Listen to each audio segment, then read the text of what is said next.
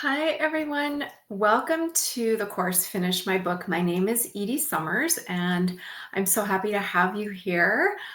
There is also a private Facebook group for this that you will find in the course that you can join us. That's where you can get the ongoing support that you need. What I have found as an author is that it does take a lot of discipline and perseverance to either start or finish a book.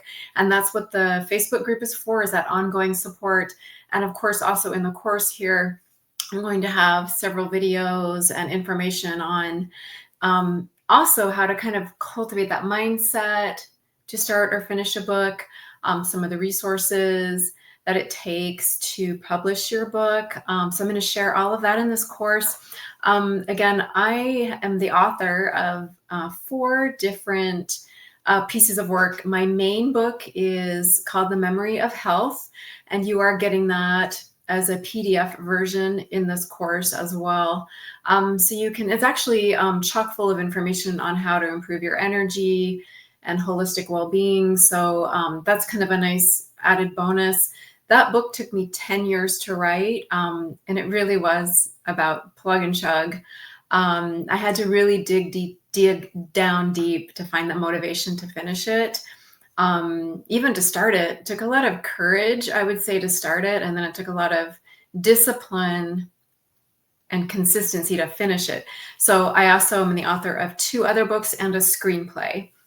I have a background in literature and wellness. I have an undergraduate degree in English literature. I'm also a former chief content officer for a health and tech and fitness startup. So I've created a lot of content, not only for in my own business, but also for a few other businesses. I am a content creator as well. And I consider that kind of, we are going to talk a little bit about the marketing of your book, and there's a lot that it takes to market your book, but first let's get your book written. And then we will also dive into some of the marketing. As a content creator, I am a paid content creator as well. I have several social media channels that I've been doing forever. And, to me, writing a book is being a content creator. And then, I do highly recommend, putting yourself out there in the social media channels, as well as usually it's about connecting with some PR or marketing companies or individuals to help you. You have to be very discerning about who you work with, but there's a lot that you can do. And, if you're a writer or content creator, maybe you're a coach or a business owner, whatever your reasons are for writing a book, maybe you want to have it help you open doors. I've definitely had my book help open some doors. In terms of working with yet another startup. And also, I'm always working on getting those speaking engagements. There's a lot to cover, but first, like I said, let's get your book finished. So today I want to talk about, in this video, kind of how to cultivate that mindset and intention to either start or finish a book. Like I said, it does take a lot of discipline, but first let's talk about courage. It is really first about finding the courage to share your voice. And you may notice this wherever you are in the writing process. Either maybe you haven't started at all, or maybe you're in the process of writing a book.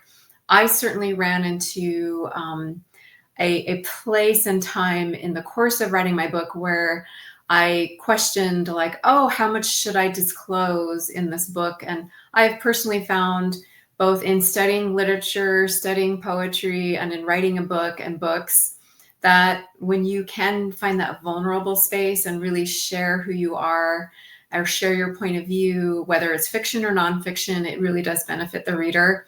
And that's part of courage. And then there's also the courage to start a book.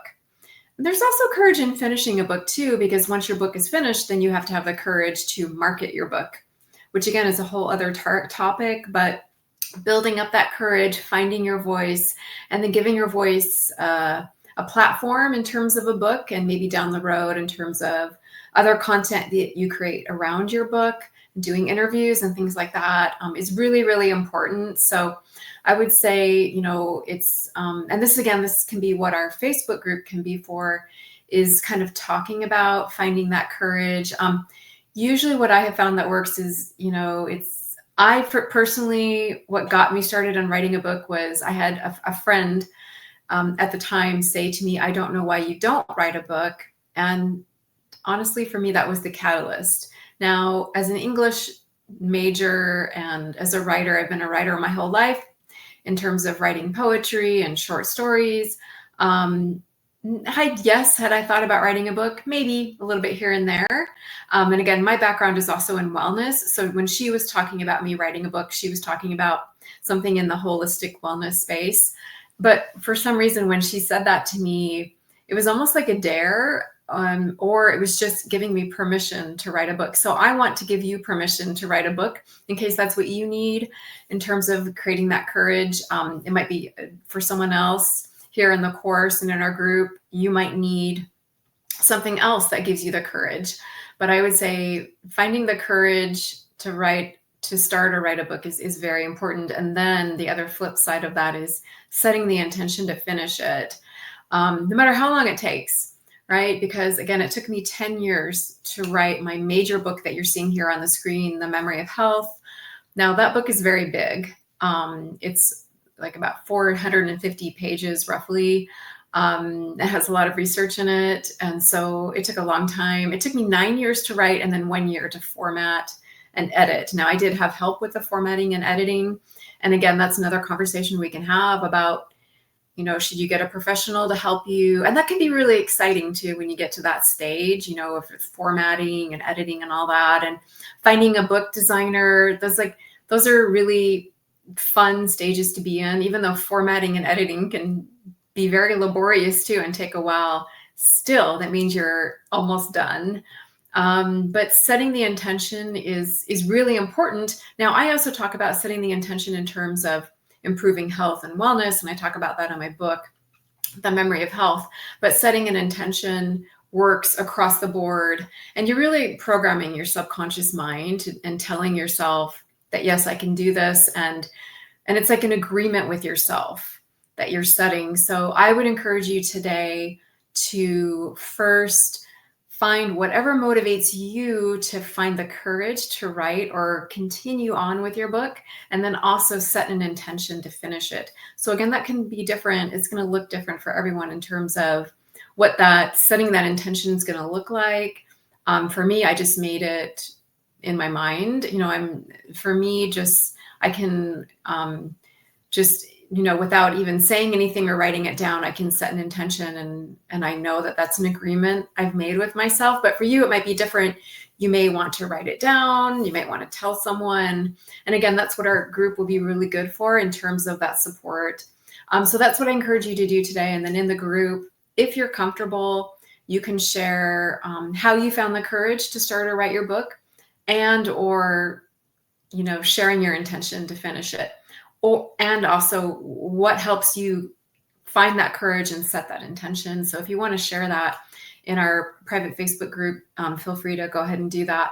And then, so that's kind of your assignment for this video in this section. And also, honestly, it's really the most important part. Now, going along with intention, I'll go a little bit deeper into that, which is discipline. It takes a lot of discipline to write a book. Writing, is actually a very left-brained activity. And I think sometimes people don't realize how structured it is and how difficult it can be to put all of your thoughts or research onto paper and to also organize. My best tip that way is, yes, you do need the discipline to keep going, but we're also going to be here for you. So I actually worked with a coach very briefly when I was writing my book after I had been working on it for several years. And I had organized it and written and organized and written and rewritten and reorganized. And, I had a really good outline of my book. And I'm going to share after this topic how that can work, how you can sometimes you have to just dive in and then you can reorganize as you go in terms of chapters, topics, going deeper into content. But I had kind of reached the stage where I had been working on it for, I forget how many years, but it was several years. And it was quite big at that point, but I was feeling overwhelmed by kind of the stage that my book was at, where it wasn't complete because it had to be reorganized yet again in terms of the content to make sure everything made sense and that was all linked together. Now, again, my book is research based and I cover a lot of topics in my book that has to do with energy and well-being. So, even with it being organized, there were some, I can't have everything under, like, let's say one paragraph or one page that has to do with my specific topic that I'm talking about in a book, like a wellness book. However, you will find that you can kind of dive in and then organize and reorganize as you go. But my book was quite big after several years, and I had, been reworking it and retooling it many, many times. But I definitely felt myself hitting a wall because I was feeling daunted at that point because my book is quite big and it was quite big at that point. And it took so much discipline to kind of get over that hump of getting it into the final stages of being organized, and then having to tackle the references and alphabetizing those. And there was so much that I had to do to make it professional. And that's when I hired a coach, and I only worked with her for, I forget how long it was now, maybe a month, maybe 2 months, but she was essentially my accountability coach. And she also worked with me on mindset a little bit. But for me, it was the accountability that really helped. It was telling her, hey, I've done this and this and this on my book today, or this is my intention for my book this week. And then we would talk about it the next time we met, and that's what kept me accountable. Now, I'm pretty disciplined as it is, and it does take a lot of discipline to write a book, but it was invaluable to have her just there for accountability. And that's what got me over the hump of having this tangle and jumble of a book that was, again, in my situation, it was nonfiction and full of references, research, links, topics that were all often interconnected. And I even have images and graphics in my book and quotes, and there's a lot of moving parts in my book. Now, your book might be different, but regardless, it will have to kind of have that professional feel to it. It depends. Like you might be someone who's writing a book maybe for family members, or just for as a keepsake for yourself and, for your family.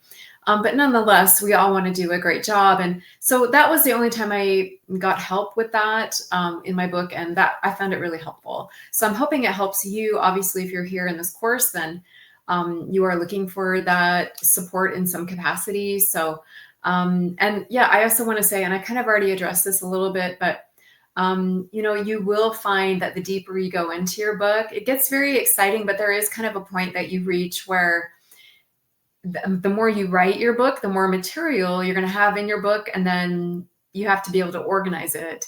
And it does take a lot of discipline and effort and just keep showing up. And again, the writing process itself is, I think, harder than people give credit to authors for. It's not easy to put your thoughts and research and words into the written form. It really isn't. It takes a lot of effort and discipline to even form those sentences and then retool the sentences, but it's so worth it. It's so worth it. And what I recommend you do is, once you've found the courage to start or continue and you set your intention, then I would say, the third part is, and we'll dive deeper into this in the next video, is kind of start where you are. So if you're just starting out with your book, sometimes people can get stuck when they don't know where to start with it. So maybe you found the courage and set your intention, and you have started a book, or you know that you can do it, but you're not sure what chapter to start with. Do I start at the beginning, or what topic do I start with, or do I start with an outline, or should I just jump in? And I would say jump in. Now, some people need an outline. So if you work that way, that's great. You will find, I think, that your book becomes the outline over time. And then again, you're going to be reorganizing it over time. But if it helps you to create an outline, that's great. But that could also potentially be a way to procrastinate. So You can decide what works for you, but if nothing else, I encourage you to jump in and just start writing, and you can organize it later. There's a lot to be said for stream of consciousness when you're starting out with a book. Write what comes to mind and then organize later. So let's dive into that topic a little bit more in the next section. How you can get the ball rolling once you know for sure that you are going to write and finish your book. Thanks, and I'll see you on the next one, and see you in the group. Bye.